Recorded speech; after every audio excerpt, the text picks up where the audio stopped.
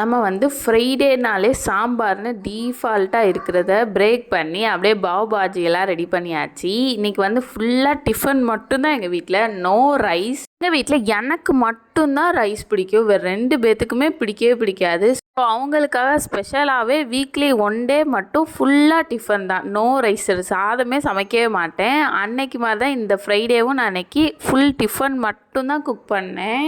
பீச்சில் ரொம்ப ஆடி ஆடி அவ்வளோ டார்க் ஸ்கின் ஆயிடுச்சு.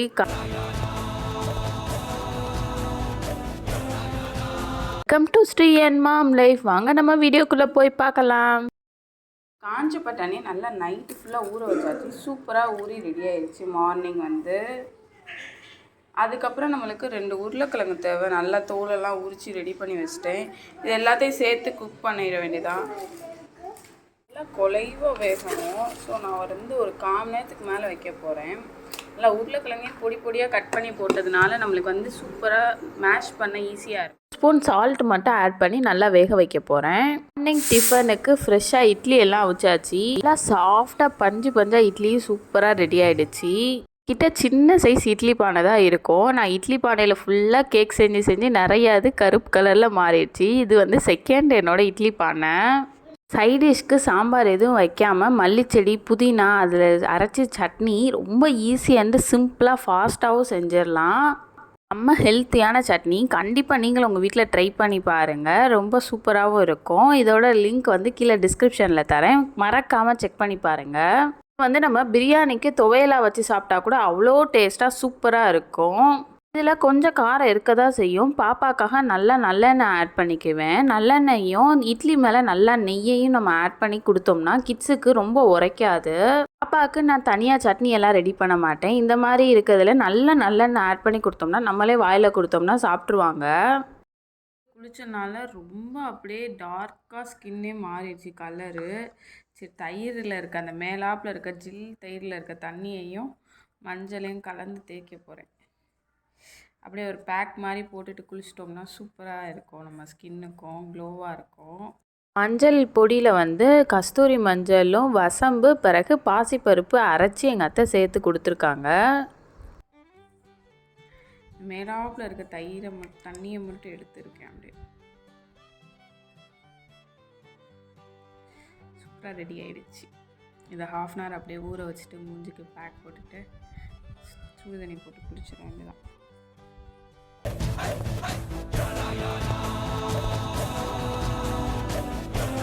எனக்கே இதை பார்க்கும்போது திருப்பாச்சி விஜய் ஞாபகம் தான் வந்துச்சு. ஹேருக்கும் நல்ல ஆயிலெலாம் அப்ளை பண்ணி சூப்பராக ரெடி ஆயாச்சு. நல்ல திக்கான கன்சிஸ்டன்சியில் பாவ் பஜ்ஜி மசாலா ரெடி பண்ண ஆரம்பிச்சாச்சு. நம்ம தக்காளி வெங்காயம் எல்லாத்தையும் ஆட் பண்ணிவிட்டு நம்மளோட பட்டாணியும் உருளைக்கிழங்கையும் நல்லா மேஷ் பண்ணிவிட்டு முடிஞ்சளவு ஆட் பண்ணியாச்சு. நிறையா இது நசுக்குனால தான் நம்மளோட கிரேவியே நல்லா திக்கான கன்சிஸ்டன்சியில் இருக்குது. இதில் இன்னும் நான் ரெட் சில்லி பவுடர் ஆட் பண்ணவே இல்லை. ஃபஸ்ட்டு பாவ் பாஜி மசாலா தான் ஆட் பண்ணியிருக்கேன். கடைசியாக ஒன்று ரெட் சில்லி பவுடர் ஆட் பண்ணணும். நம்ம Kashmir red chilli powder add பண்ணோம்னா வழக்கம் போல் நல்லா கலர்ஃபுல்லாக மாறிடும்.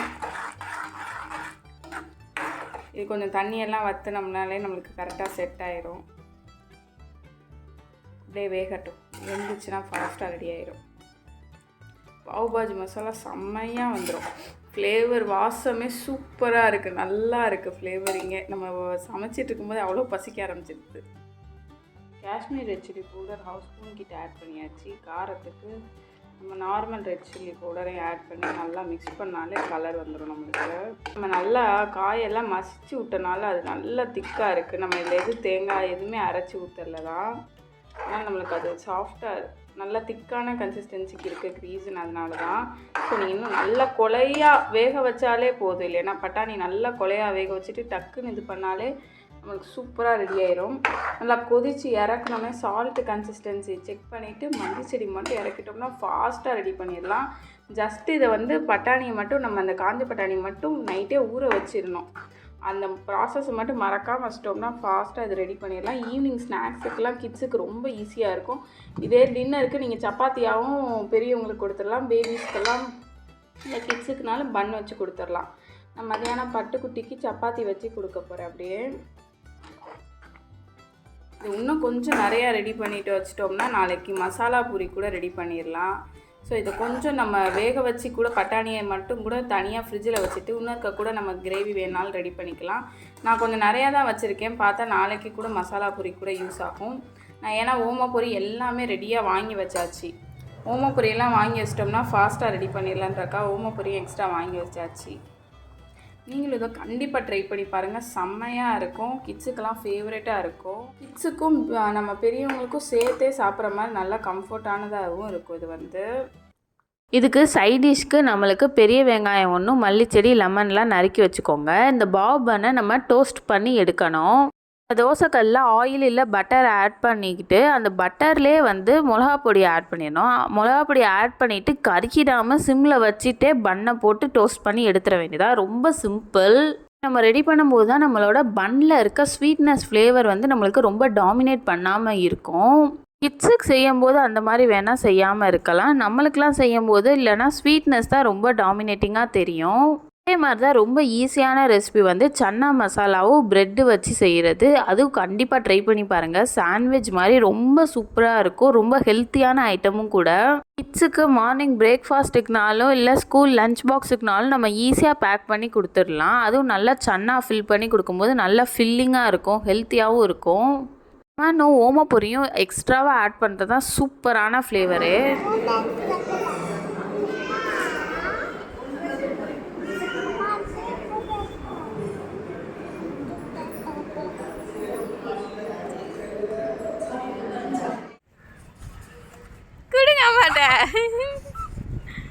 கொட்டிடாம தண்ணி.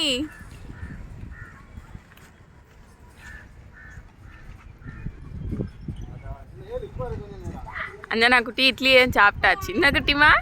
Good girl. டாப்பா இது அறமாட்டப்போ.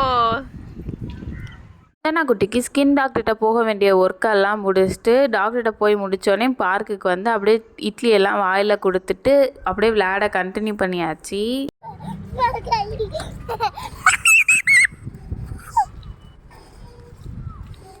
அஞ்சனா குட்டி ஃப்ரெண்டோட நல்லா பார்க்கில் ஜாலியாக விளையாண்டுட்டு வீட்டுக்கு வரவே ரொம்ப லேட் ஆகிடுச்சி.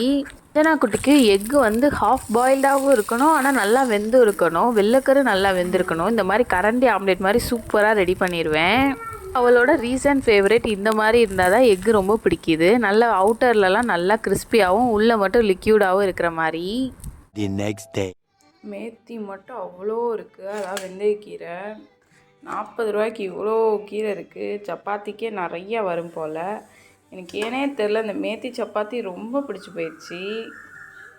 இவ்வளோ நிறையா காய் இருக்குது. அப்படியே நல்லா நம்ம வதக்கினோடனே வற்றி வந்துடும்.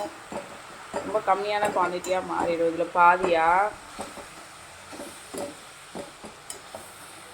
இதை கொஞ்சம் இந்த மாதிரி வேக வச்சுட்டு தான் நம்ம நெக்ஸ்ட்டு நம்மளோட மாவில் ஆட் பண்ண முடியும். நல்ல வேலை இவ்வளோ பெரிய கடாய் எடுத்தேன். இதோட சின்ன கடாய் தான் எடுத்தேன். நல்ல வேலை பத்தாதுன்னு திடீர்னு மூளை கறி வந்துச்சு.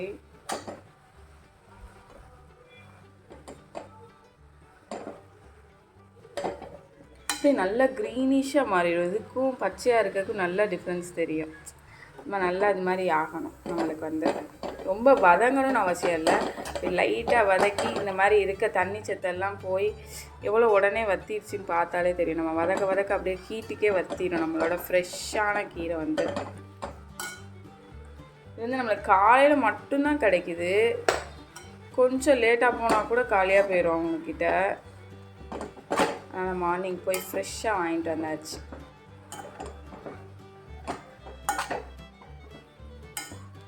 சூப்பர், செம்மையாக வத்திருச்சு. எவ்வளோண்டு ஆயிடுச்சு. நிறையா இருந்துச்சு. இப்போ பார்த்தா அவ்வளோ கம்மியாயிடுச்சு. இப்போ நம்மளோட மேத்தி கீரை நல்லா கூல் டவுன் ஆயிடுச்சு. இனிமேல் இதை மாவு கூட போட்டு பிசைஞ்சு இன்னும் ஒரு 1/2 அன் ஹவர் ஊற வச்சோம்னா சூப்பராக ரெடி ஆயிரும். இஞ்சி பூண்டு சில்லி இது போட்டுட்டு நெக்ஸ்ட்டு பிசையும் போது தயிர் மட்டும் ஆட் பண்ணிக்குவோம். கடல மாவும் ஆட் பண்ணிக்கணும். இனிமேல் தயிரும் கடல மாவும் ஆட் பண்ணியாச்சு. 80% கோதுமை மாவுனா 20% கிட்டே நம்ம கடல மாவை ஆட் பண்ணிக்கணும். மேலே எல்லாத்தையும் ஒருக்க மிக்ஸ் பண்ணுறதுக்கு முன்னாடி நம்ம கீரையும் ஆட் பண்ணி மிக்ஸ் பண்ணிட வேண்டியதான். நம்மளோட மேத்தி சப்பாத்தி சூப்பராக இழுத்து ரெடி பண்ணிட்டேன். நல்லா க்ரீனிஷாக இருக்குது. அஞ்சனா குட்டி இதை ஏன்னு தெரியல பரோட்டா தான் சொல்லுவாள். நல்ல டிஃப்ரெண்ட் ஃப்ளேவர்ஸ் எல்லாம் இருக்கனால. வேணுமா எடுத்துக்கோ. இப்போயே அக்காவுக்கு வேணுமா கதை சொல்ல ஆரம்பிச்சிட்டாங்க. சூப்பராக ரெடி ஆயிடுச்சு. மேத்தி சப்பாத்தி சூப்பராக ரெடி ஆயிடுச்சு. சைட் டிஷ்க்கு தயிரும் ஊறுகாய் மட்டும் இருந்தாலே போதும். அவ்வளோ சாஃப்டாக சூப்பராக நல்லா ஃப்ளேவரிங்காகவும் இருக்கும். ட்ராவலுக்கும் இதை கொண்டு போகலாம். பிரேக்ஃபாஸ்ட் ரெடி ஆகிடுச்சு. இந்த வீடியோ கண்டிப்பாக பிடிக்குன்னு நினைக்கிறேன். ஃபார் வாட்சிங் the video, subscribe to our channel for more videos. டாடா, பாய்.